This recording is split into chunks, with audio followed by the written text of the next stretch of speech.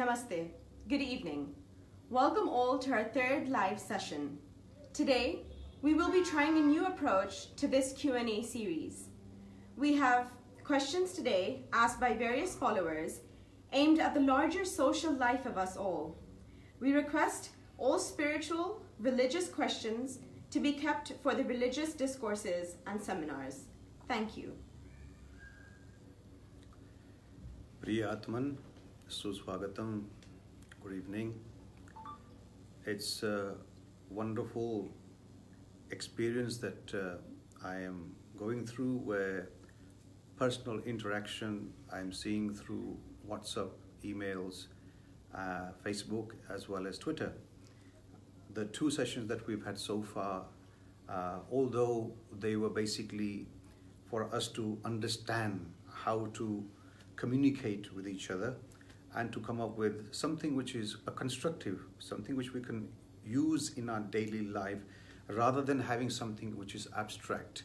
The question that I hope that you people will be asking us today will be those questions which actually touches your daily life, the one that actually does affect what you do, how you perform, and we will try and attempt so that we can expose that every little bit of action that you and I commit has somewhat contribution to the quality of life that you and I are going through. What I'm going to do is, although the questions have started coming through, I shall be asking our compere to ask the very first question, whichever it may be.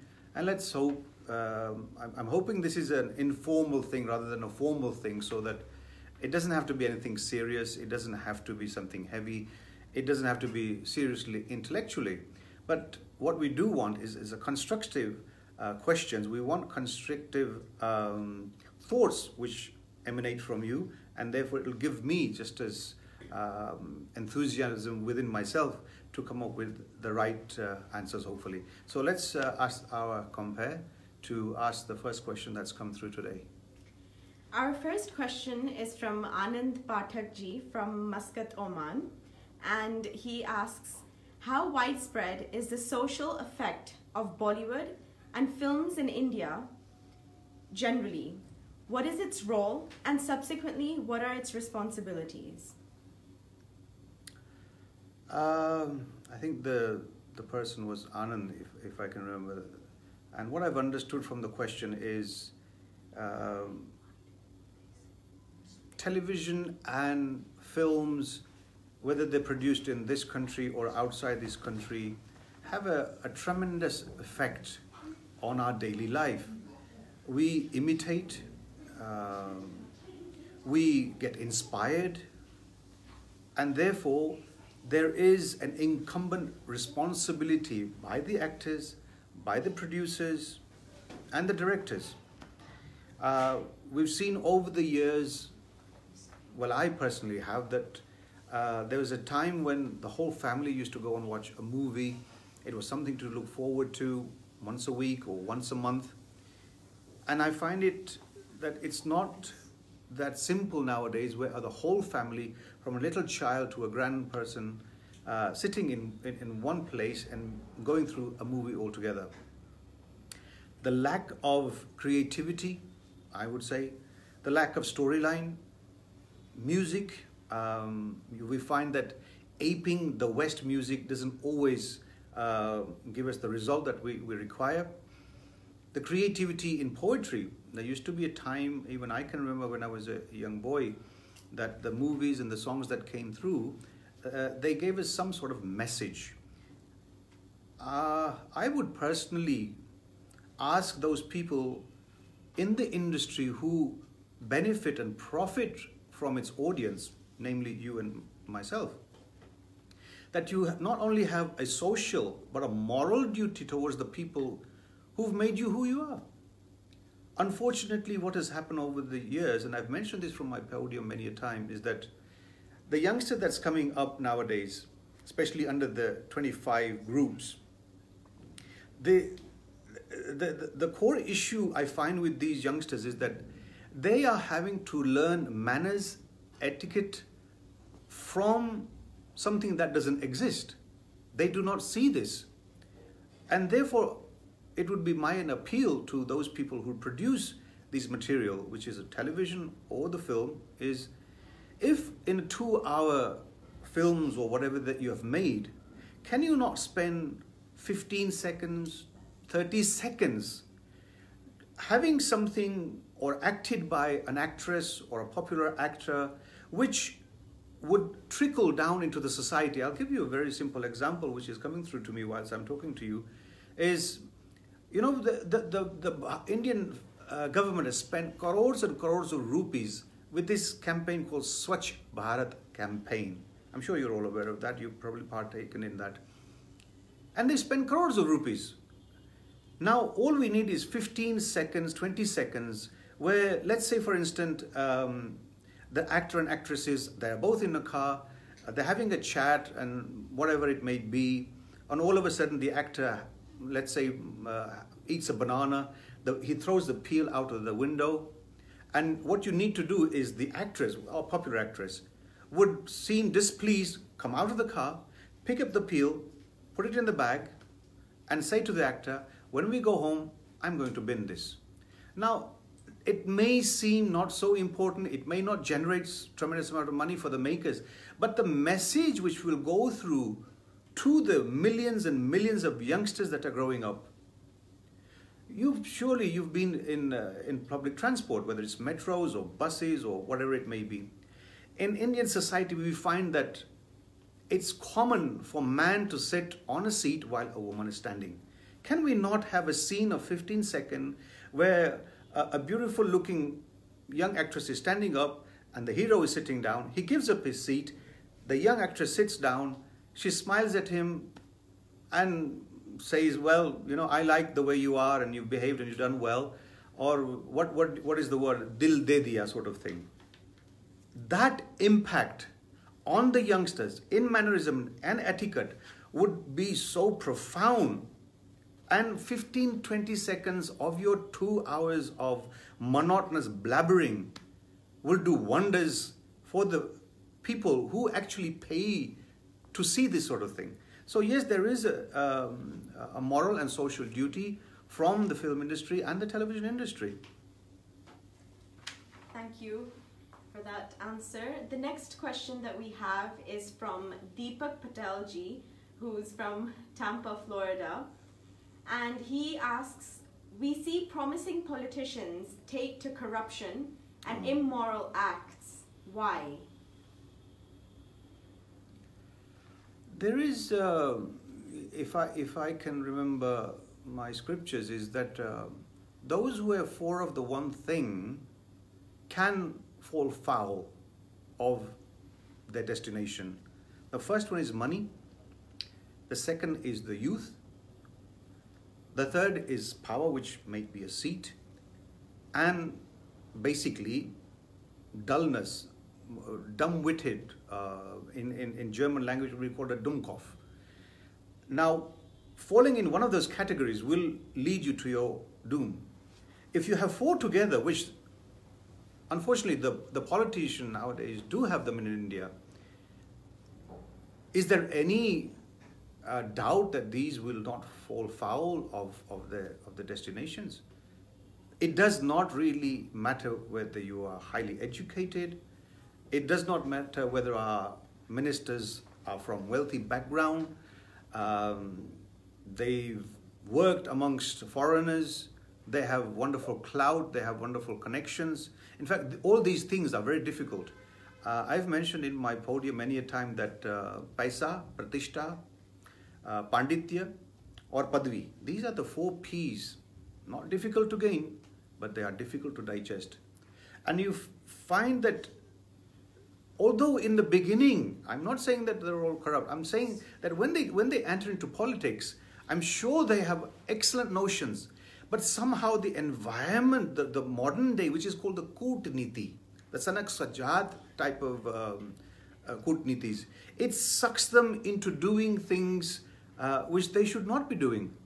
Either they're sucked in, or the word which is praloban, enticed into doing things. And when you find that those people in power are sitting on the chest of the law, they find it that to break the law is so simple. And there are signs that we are seeing, the things that are going through even today or yesterday that we've been through, that certain young politicians are going through these. Unfortunately, it's very, very difficult. I've mentioned at times that after all, who are the politicians? Who are these ministers? They are nothing but the byproduct of the society that we are. Somewhere along, if they are representing us in a constituency, they are also representing how we are. I'm afraid India has been given democracy. We have not understood the word democracy.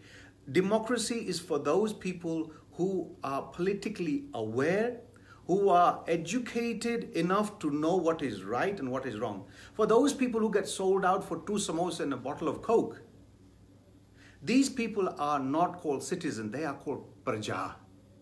And a praja needs a raja. Raja is a person who at the end of the day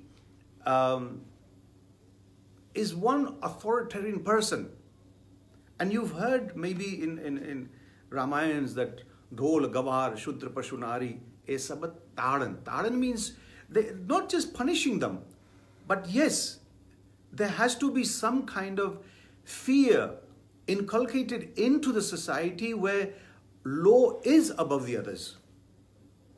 Democracy, in spite of democracy, India has survived, not because of democracy. So if you have young politicians who are falling foul of immorality or illegal activities, I'm afraid they've not digested the 4 things that I've mentioned earlier. We pray that the goodness comes to these people, to the citizens of this country, and we can make a better republic as we wish to. The next question is from Rajan Ramdhun from Port Louis in Mauritius. And he asks today, children today are pressured for excellence. Is this healthy? You find that the Indian parents, and I do understand where they're coming from, a lot of them have come from a very a meager background. I'm not going to use the word poor. And they find that their children could be their ticket out of their meagerness.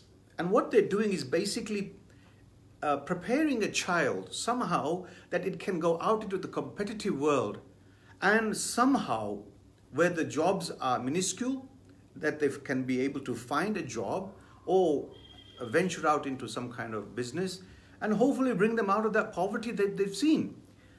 What you're seeing here is a 2 + 2 = 4 type of a monkey, which is breeding nothing but monetarism. In my language, it's called Jivika Sikshan, not a Jivan Sikshan. We have the Western scholars who say that anything that is worth knowing cannot be taught. Knowledge will come to you instantly from within your heart. It cannot be passed down because what is already within you needs to come out. And teaching them to bring in the maximum percentage, the maximum number, just so that you, the parents, can live the kind of life which perhaps you did not live. And you are pressurized from your neighbors, from your society, from your relatives to come out of certain breadline, and therefore you have a target which you have to meet. And that is at the sacrifice of your children. Allow the child to bloom. Allow the child to imbibe knowledge by seeking rather than being given. Without doubt, support them. There is no issue about it at all. We want you to support them. We want you to be behind them. But please, please, please do not turn them into money-making monkeys. The next question is from Ashok Lalwani ji from Hong Kong. We have noticed in the past 2 decades mass emigration from India to other nations of educated professionals. How does this resource drain affect India?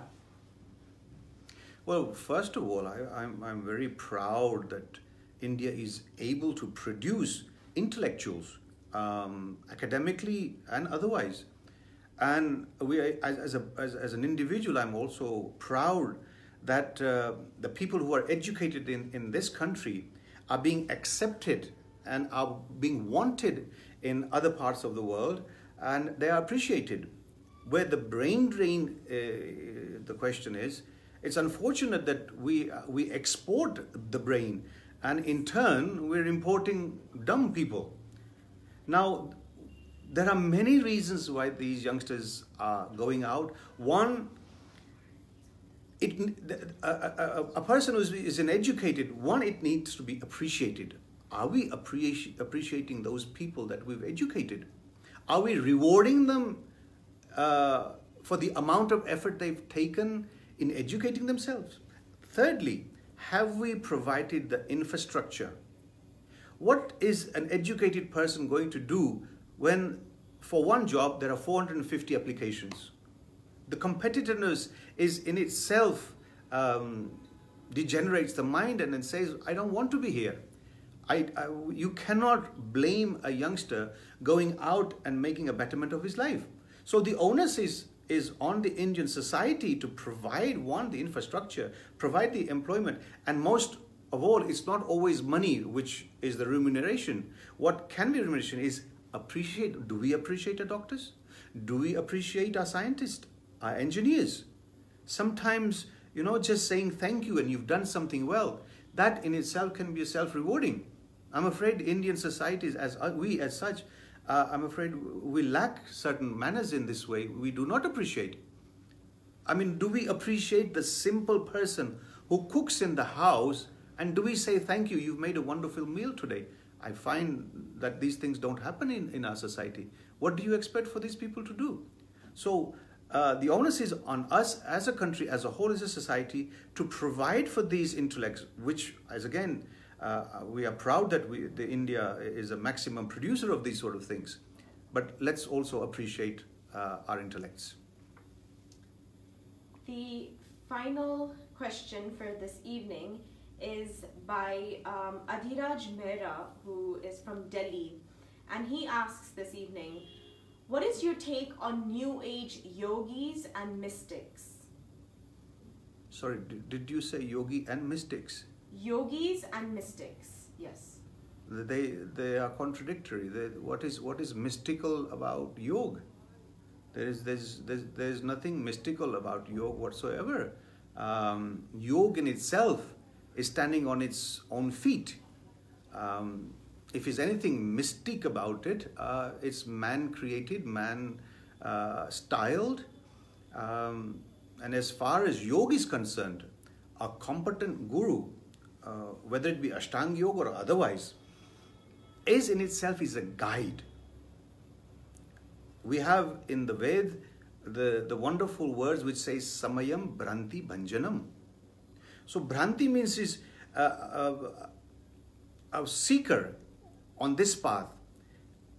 If he stumbles onto certain activities which he cannot go beyond, the whole idea of a Sadguru is to guide him because he's been there. Sadguru is somebody who's been there. It's like a tourist guide. If somebody coming from abroad, you have a tourist guide, they will tell you to places to go what are of interest. And that's what Sadguru basically does. And therefore, any Sadguru in any field of life, any aspect of Upasana, one must know the Ved, the Agams, the Nigams, the Purans, certainly the Upanishad, which are in itself is a wonderful guideline to those people who are inducted into the practice of yoga. Unfortunately, we find in the modern day that anything but the scriptures, they come out with these flowery languages, they speak into wonderful, confusing statements, which although are appealing, if any of you can remember, we had this Acharya, his name was Charvak. Charvak basically means Charu Vak. Charu means beautiful, Vak means language.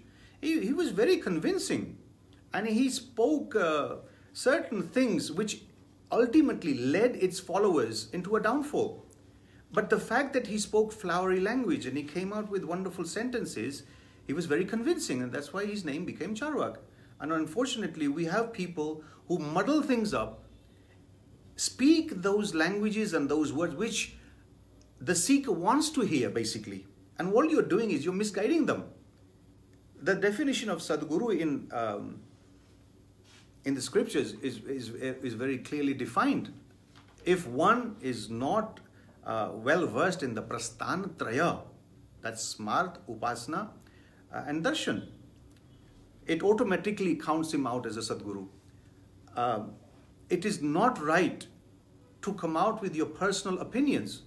Remember one thing, Mahajano yena gata sa pantha. For centuries and centuries, we have not faltered simply because we followed the path that was very well scripted for us, because it was tried and tested. You have these people nowadays, the so-called gurus or whatever they may be, they come out with flowery things, something that convinces the people. They want to hear something. They make sure that it flourishes the listener's ego. So what you are basically doing is, you're not helping your seekers. You're only taking them into places. It's pumping up their ego. Is that what you're here to do so?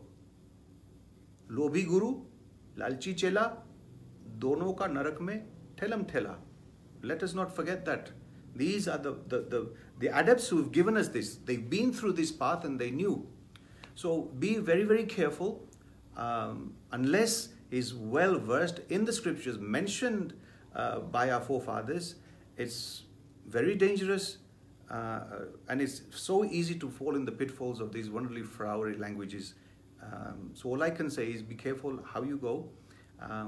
It's been a wonderful day today, and I've also witnessed today that when selfishness rises to its peak, we have courts opening at 2 o'clock in the morning till 5 o'clock. That means that the people in power, they have the willingness, if they wish to do something. It's not that they cannot serve the country. It's not that they cannot bring the revolution. It's not as that they cannot better this country.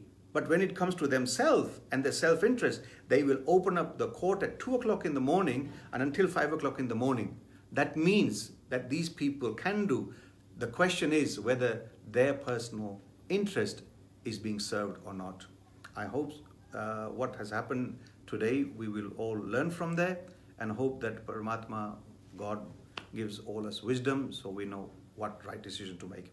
I'm afraid I'm out for 3 days, and we will be back on Monday evening at 9 o'clock. So I will see you again on Monday, 9 o'clock. Aapke liye Shubh Ratri. Good night.